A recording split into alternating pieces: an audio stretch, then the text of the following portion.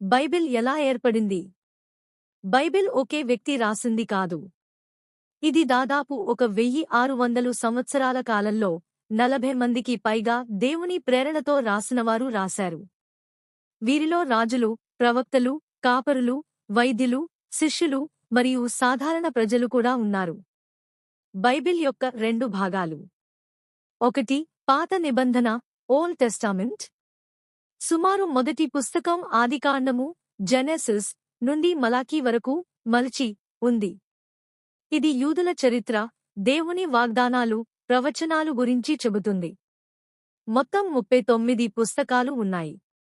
2. కొత్త నిబంధన న్యూ టెస్టామెంట్. ఇది యేసుక్రీస్తు జననం తర్వాత రాయబడింది. యేసు జీవితం, ఆయన బోధనలు, అపోస్తలుల కార్యాలు మరియు ప్రవచనాలు ఇందులో ఉంటాయి. మొత్తం 27 పుస్తకాలు ఉన్నాయి.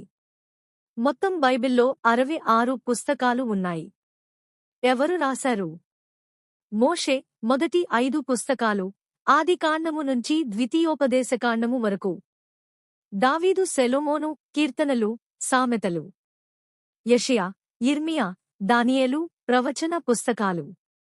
మత్తయి, మార్కు, లూకా, యోహాను సువార్తలు. పౌలు, పేతురు, యాకోబు, యోహాను పత్రికలు. బైబిల్ ఎందుకు ప్రత్యేకం? ఇది దేవుని స్ఫూర్తితో రాసిన వాక్యం. 2 తిమోతికి 3:16. కాలం మారినా, పరిస్థితులు మారినా దాని సందేశం శాశ్వతం. ప్రతి మనిషికి జీవన మార్గదర్శి, నిత్యమైన ఆశను ఇచ్చే పుస్తకం.